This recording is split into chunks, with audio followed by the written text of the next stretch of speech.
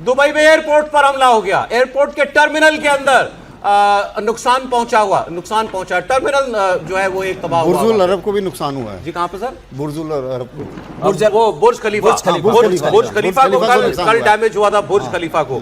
तो ये अभी इस वक्त चल रहा है। और हमारी जो चर्चा चल रही है वो ये कि अमेरिका अपने ऑब्जेक्टिव पूरा कैसे कर पाएगा।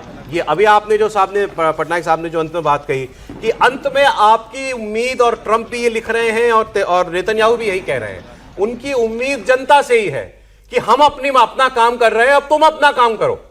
हम इस शासन को खत्म कर रहे हैं, इनकी लीडरशिप को खत्म कर रहे हैं। तुम जब सड़कों पे आओ और तुम, जैसे पहले ट्रंप ने कहा था, सरकारी दफ्तरों को, इमारतों को कब्जा कर लो, वहां तुम आकर के बैठ जाओ। लेकिन क्या जनता निकलेगी इस बार उतनी तादाद में? सवाल यह है। ये एक ऐसा फैक्टर है जो मतलब अननोन भी है, लेकिन ट्रंप के लिए सबसे जरूरी भी है। हाँ बिल्कुल, मैं इसी पे थोड़ा सा बताना चाहूंगा। जब ये बात हो रही थी ना कितने खुमैनी के सपोर्ट में और कितने नहीं है, इसको थोड़ा सा विश्लेषण को और आगे बढ़ाइए। खुमैनी के खिलाफ बहुत लोग थे, ऐसी बात नहीं है, लेकिन मेरा कहने का मतलब यह है कि अगर आप दो चीजें कंपेयर करें कि वही जनता जो खुमैनी के खिलाफ है, वो अमेरिका के भी खिलाफ है और इजराइल के भी खिलाफ है। सर, तो कराची में प्रदर्शनकारियों पर फायरिंग हो गई है, गोली चल गई कराची में, ये देखिए। हाँ, अब आइए पुलिस अंदर, पुलिस आ गई अभी। अब आइए। वो जो गेट था पहले देख रहे थे बंद था, जो फर्स्ट वाले पिक्चर्स थे। अब ट्रंप ने लात लगाई होगी ना इनको, कुछ करो। हमें क्या कर रहे हो तुम लोग? हाँ, कराची में अमेरिकी कॉन्सुलेट में जो लोग दाखिल हुए थे उन पर फायरिंग की खबर है। ओह, ताबड़तोड़ गोलियां चल रही है।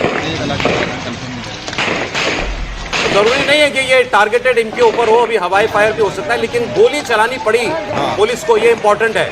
वहां से भी डंडा लगा होगा इनको। नहीं तो पुलिस में भी तो शियाज है, ऐसा थोड़ी ना कि सारी सुनी। ये देखिए सर, ये तस्वीर बाहर से ली गई क्योंकि डंडा अंदर दिखाई दे रहा है। जी, ये कॉन्सुलेट के बाहर बिल्कुल दरवाजे पर जो है लोग जो लगता है हवाई फायर होगा। हाँ, उनको हटाने के लिए, रोकने के लिए जो है फायरिंग की गई। लोग भागते भी, और लोग बाहर आ रहे हैं, लोग बाहर आ रहे हैं।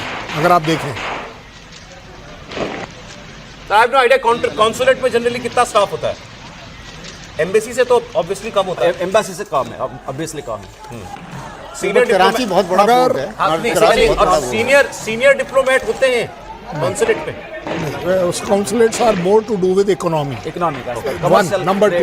नंबर टू अगर आप सीधा एक उसका कंपैरिजन इंडिया में ले लीजिए, एक कॉन्सुलेट में तकरीबन 20 से 25 से 30 मैक्सिमम लोग होते हैं, और जो सारे के सारे फाइनेंशियल डील्स को कब देते बाकी हैं। लोकल स्टाफ होता है, बाकी मतलब नेशनल स्टाफ होता है, यानी ये वो बाकी पाकिस्तानी कराची पोर्ट है ना। नहीं, लेकिन प्रतीक के तौर पर तो बहुत बड़ा हमला है। हाँ, प्रतीक के तौर पर नहीं, बहुत बड़ा हमला प्रतीक के तौर पर यूएस पर हमला है। यूएस पे हमला माना। बात ये है, यूएस के फ्लैग पर हमला है।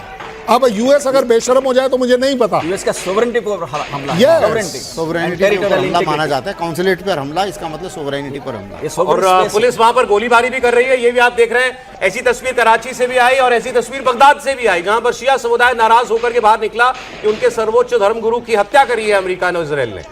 खमेनी के मारे जाने के बाद ये आप गुस्सा देख रहे हैं। कराची में 35% शिया रहते हैं, लगभग 60-70 लाख। वो उसमें बहुत रोष है, और ये अलग अलग हिस्सों में दुनिया की दिखाई दे रहा है जहां पर शिया पॉपुलेशन काफी है। उनके लिए बहुत दुख का बायस है ये, और गुस्सा जबरदस्त है शिया समुदाय के अंदर। कराची की तस्वीर आपको सीधे इसकी गवाही दे रही है। दूसरा दिन हो गया है आज इस जंग का। तो एक्चुअली ये आज क्यों हो रहा है, आप पूछेंगे कल क्यों नहीं हुआ? क्योंकि खामेनी मारे जा चुके थे कल ही, लेकिन उसकी पुष्टि आज हुई है। कल नहीं पता चला था कि खामेनी नहीं रहे। अगर खामेनी की मौत के बाद अगर यूएस का स्टेटमेंट देखें ट्रंप का, तो उनका पहला स्टेटमेंट ये था कि अब बातचीत में आसानी होगी। कल उनका ये कहना था। आज आप वो कुछ भी कह लीजिए, इसका मतलब ये भी दिखाता है। और कल ईरान के फॉरेन मिनिस्टर का भी स्टेटमेंट था कि हम बातचीत के लिए खुले हैं। तो इसका मतलब बड़ा सीधा निकल कर आता है। ऐसा नहीं है कि दोनों के दोनों पिच बैटल में है, लेकिन इस समय ईरान किसी भी तरह की बातचीत नहीं करेगा, क्योंकि उसे अपने पॉपुलेशन को, अपने आवाम को, अपने ईरान को दिखाना है कि नहीं, ये खमेनी आपका न केवल लीडर था, आपका देश था। Khamenei is not only a leader, it's a country by itself. अभी अगर बातचीत की मेज पे ईरान आ जाते तो सरेंडर माना जाएगा ना। मैं तो यही बोल रहा हूँ, वो कैसे कर मान जाएगा इस समय। और वो आप नहीं कर सकते। अगर आप मोटे तौर पर देखें तो इस समय ट्रंप ने भी जो बोला था उससे एक इंडिकेशन ये मिला था कि बातचीत को सहारा लेकिन मिलेगा। सर ये सोचिए, मैं सोच रहा था जब ये आज खबर आई कि खामेनी उस हमले में मारे गए, कल के हमले में, लड़ाई के पहले दिन आपके दुश्मन के पास इतनी एक्यूरेट जानकारी है और आप अपने सबसे बड़े लीडर को नहीं बचा पाए, तब सबसे बड़े नेता को प्रोटेक्ट नहीं कर पाए आप हमले के पहले ही दिन। और आपको क्या ये भी बताता पता है? था कि वो Conversely, अगर आप टारगेट इसी को नंबर 1 देखें, है, वो टारगेट नंबर 1 है। टारगेट नंबर 1 है, आप जानते हो। और कन्वर्सली आप देखें कि इसको भी, इजराइल को भी दाद देनी पड़ेगी उनकी इंटेलिजेंस को, क्योंकि उस ट्वीट में भी यह गया था कि इजरायली इंटेलिजेंस ने काम किया है। वहाँ की बंकर बस्टर तो हालांकि अमेरिका के थे, जिन्होंने खमैनी के कंपाउंड के ऊपर हमला किया।